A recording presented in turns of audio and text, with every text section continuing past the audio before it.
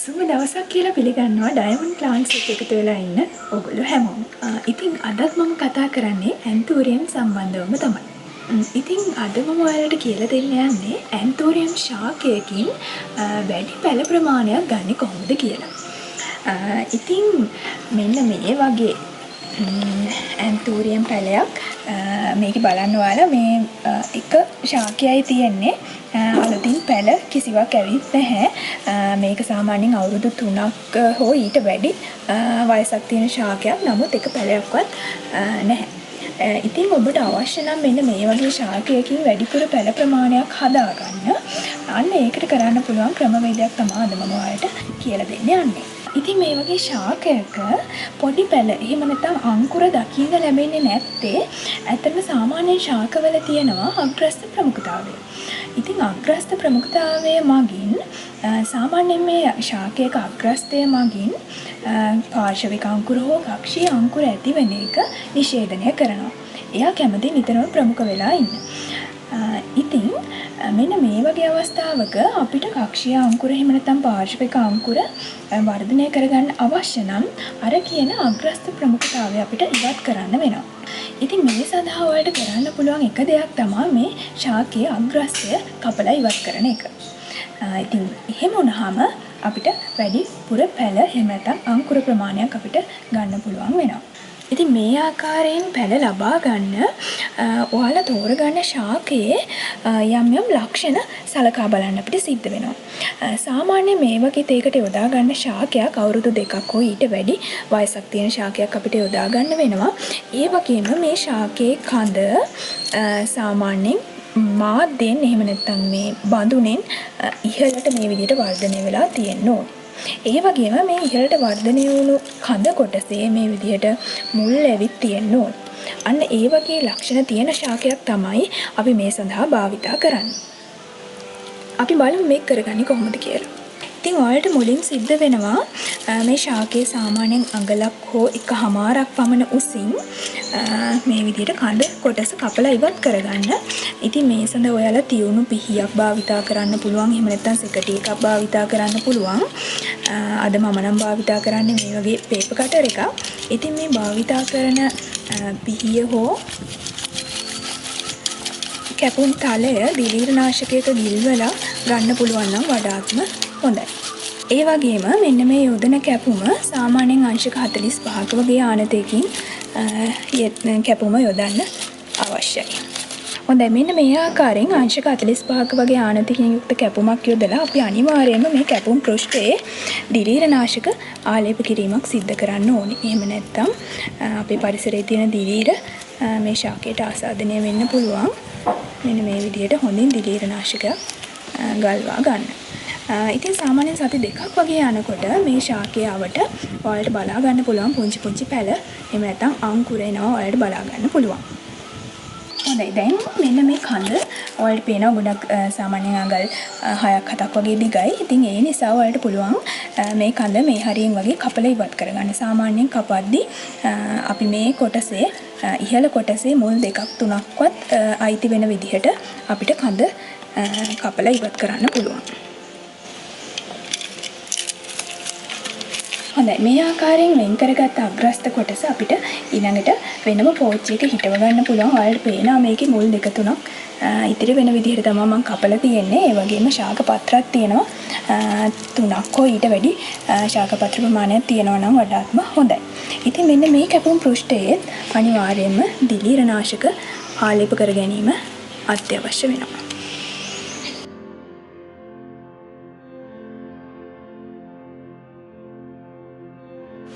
හොඳයි, මෙන්න මේ ඉතිරි කඳ කොටසත් අපිට තවන් දැමීම සඳහා භාවිතා කරන්න පුළුවන්. ඉතින් මේ ආකාරයෙන් ශාක පත්‍ර ටික ඉවත් කරලා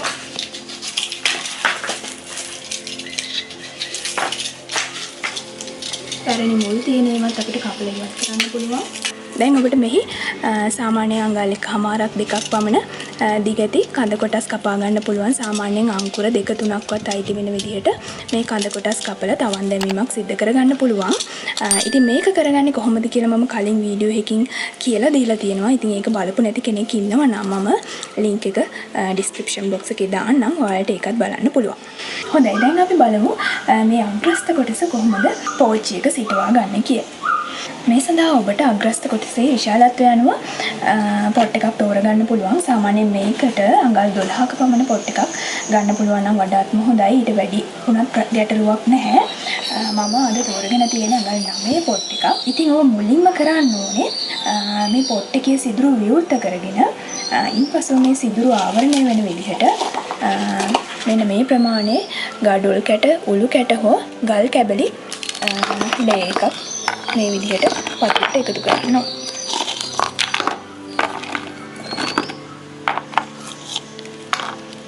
ඉතින් කලින් වීඩියෝ වල මේ ගැන අපි කතා කරලා තියෙනවා. ඒ නිසා ඔබ මේ ගැන හොඳින් දැන් අවබෝධයක් තියෙනවා. ඉතින් ඉන්පසුව ඔබට පුළුවන් මෙන්න මේ ආකාරයෙන් විරාගිය ශාක පත්‍ර කීපයක් පතුලට එකතු කරනවා. ඔබ දැන් දන්නවා අපි මේක සිද්ධ කරන්නේ ඇයි කියන කාරණා. හොඳයි, දැන් අපිට පුළුවන් මාධ්‍ය එකතු කරගන්න. ඉතින් අද මම භාවිතා කරන්නේ විශාල පොල්ලෙලි කැබලි, සාමාන්‍යයෙන් ගල් දෙකේ පමණ විශාල පොල්ලෙලි කැබලි කොටස් දෙකකට බොරළු කොටස් එකක්. ඉතින් මේ මාධ්‍ය සාමාන්‍යයෙන් ඔයාලා කමර්ෂලි නර්සරි එකක් කරගෙන යනවා නම් තමා ගොඩක්ම සුදුසු වෙන්නේ. සාමාන්‍යයෙන් ගෙදර එදිනෙදා මල් පැලයක් හදාගන්න, ඇන්තෝරියම් පැලයක් හදාගන්න මේ මාධ්‍ය සුදුසු වෙන්නේ නැහැ. ඒ සඳහා මම කලින් වීඩියෝ එකේදී මාධ්‍යයක් ඔයගොල්ලන්ට කියලා දුන්නා. ඉතින් මොකද මේ මාධ්‍යයේ නියුට්‍රියන්ස් මුකුත් අඩංගු වෙන්නේ නැහැ. ඒ නිසා අපි මේ මාධ්‍ය භාවිතා කළොත් අනිවාර්යයෙන්ම රසායනික පොහොර යෙදීම අත්‍යවශ්‍ය කාරණයක් වෙනවා. ඉතින් මේ විදිහට ඔබට මාධ්‍ය එකතු කරගන්න පුළුවන්.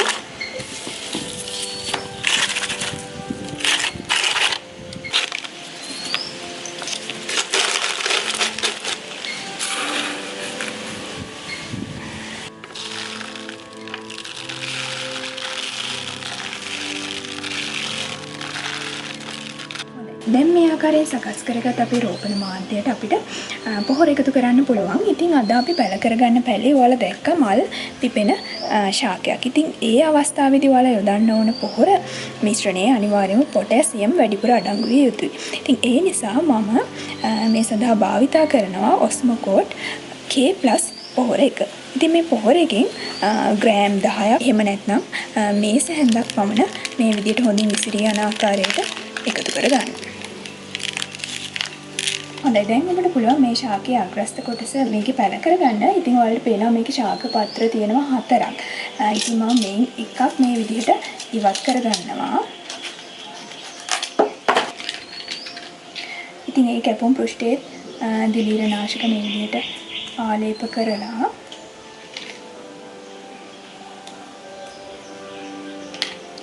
අපිට මේ ආකාරයෙන් මේ මාධ්‍යයේ සිටවා ගන්න පුළුවන්. මේ ආකාරයෙන් ඔයාලට ශාකයේ ඍජුව පවතින විදිහට ඉතිරි මාධ්‍ය එකතු කරගන්න පුළුවන්.